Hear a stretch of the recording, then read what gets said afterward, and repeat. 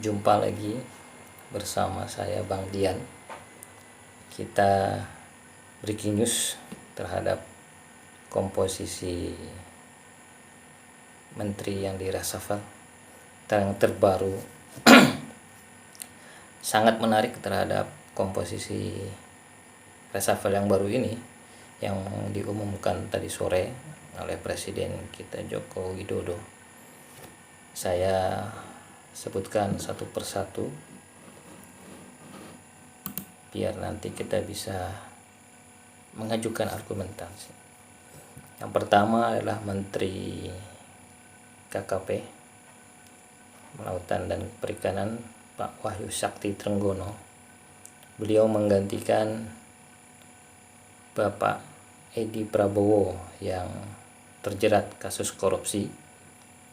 Kemudian yang kedua adalah Menteri Sosial Ibu Tri Risma Harani menggantikan Pak Juliari P. Batubara yang juga tersandung korupsi dengan bantuan sosial. Yang ketiga Menteri Agama Pak Yakut Khalil Qomas menggantikan Pak Farul Rozi. Kemudian Menteri Kesehatan Pak Budi Gunadi Sadikin menggantikan Dr. Terawan. Menteri Pariwisata Ekonomi Kreatif Bang Sandiaga Uno menggantikan Mas Wisnu Tama. Kemudian yang keenam adalah Menteri Perdagangan Pak Muhammad Lutfi menggantikan Pak Agus Suparmanto. Ini breaking news yang mesti kita ikuti. Dan dari komposisi ini ya, yang menarik itu adalah semuanya menarik ya, semuanya menarik untuk dikomentari. Dua di awal tadi adalah pengganti daripada menteri yang terciduk OTT oleh KPK, dan itu harus segera diisi supaya roda pemerintahan bisa berjalan dengan baik. Menteri Agama ini merupakan sebuah kejutan. Kenapa kok bisa diganti, pertimbangannya apa, itu Bapak Presiden yang punya hak prerogatif. Karena di masa pandemi ini kalau dilihat menteri-menteri yang berkaitan dengan pandemi ini semuanya diganti. Menteri Sosial, Menteri Agama, Menteri Kesehatan, Menteri Pariwisata, Menteri Perdagangan, itu semua adalah kementerian yang secara langsung terkena pandemi. Jadi kita bisa lihat hasil kerjanya cukup memprihatinkan ya. Tidak hanya kementerian itu saja, semuanya sektor. Jadi menjadi sebuah hal yang lumrah untuk segera diadakan reshuffle, penyegaran terhadap pemerintahan biar bisa berjalan dengan lancar. Oke. Para sobat argumen yang cerdas dan bernarasi akal sehat, dari semua menteri itu yang sudah punya pengalaman menjabat sebagai menteri adalah Pak Wahyu Sakti Trenggono, sebelumnya adalah Wamenhan.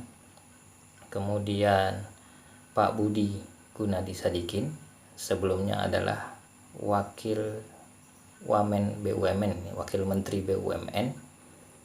Kemudian Menteri Perdagangan Pak Lutfi, tadinya dia juga sebagai Menteri Perdagangan, kemudian dialihkan sebagai Duta Besar, dan sekarang kembali mengisi posisi yang sama.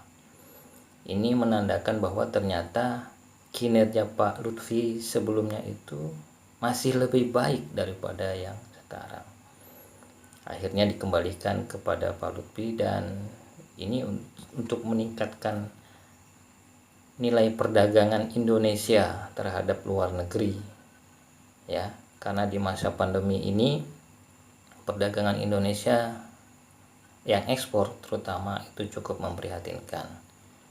Jadi diharapkan dengan masuknya kembali Pak Lutfi itu bisa meningkatkan nilai ekspor Indonesia yang walaupun di negara yang lain itu cukup ketat, mereka memberlakukan transaksi impornya cukup ketat karena dengan terjadi corona ini memang banyak persyaratan-persyaratan yang harus dipenuhi, dan sepertinya Pak Lutfi sudah punya pengalaman mengatasi seperti itu ya. Sedangkan Pak Budi Gunadi Sadikin yang tadinya dia adalah Wakil Menteri BUMN membawahi beberapa klaster BUMN, dan salah satunya adalah klaster kesehatan. Jadi, dan kebetulan juga Pak Budi ini dia sebagai Ketua Satuan Tugas Pemulihan Ekonomi Nasional di masa pandemi ini. Jadi walaupun dia bukan seorang dokter, tetapi dia punya pengalaman yang luar biasa dalam memanage organisasi yang besar.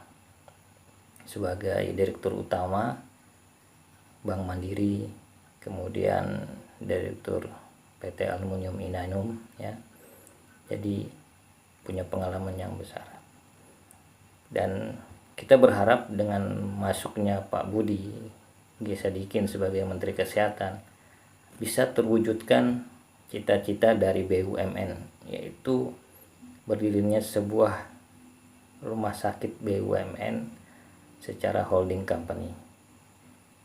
Jadi dia diarahkan, difokuskan untuk menangani kesehatan masyarakat Indonesia. Supaya bisa terwujud, maka difokuskanlah beliau. Di sini menarik memang, nanti kita menunggu kiprah dari Pak Budi Gunadi Sadikin. Kalau Pak Bang Sandiaga Uno sebagai Menteri Pariwisata Ekonomi Kreatif, kita lihat dia seorang visioner, punya ide-ide yang brilian ya. Dan kemarin berhasil dengan punya program waktu dia menjabat sebagai Wakil Gubernur dan kampanye dengan OKOC-nya. Kita harapkan dan kita tunggu bagaimana aksi beliau bisa meningkatkan, memulihkan ekonomi kreatif Indonesia dan juga pariwisata Indonesia di masa pandemi. Sedangkan Ibu Tri Rismaharani, kita bisa menantikan programnya supaya bisa terwujud dengan baik. Kita tunggu ya kementerian yang lainnya supaya bisa berjalan dengan lancar. Kita doakan, kita dukung semua programnya supaya sisa beberapa tahun ke depan ini program pemerintah untuk kemakmuran rakyat bisa terwujud, program untuk memulihkan ekonomi bisa terwujud, kesehatan rakyat Indonesia yang murah dan cepat terlayani bisa terwujud. Karena ternyata kesehatan itu selain mahal biaya untuk menghadirkannya, juga untuk mengkonsolidasikan semua bidang ya, semua stakeholder dari bidang kesehatan itu.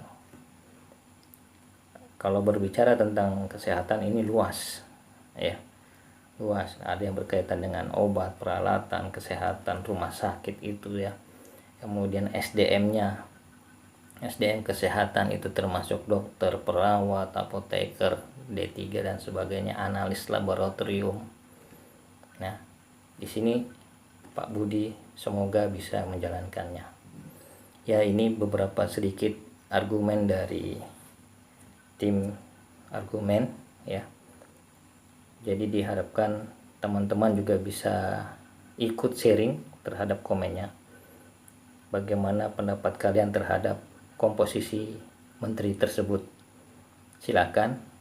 Apakah sudah pas atau belum? Silakan komen.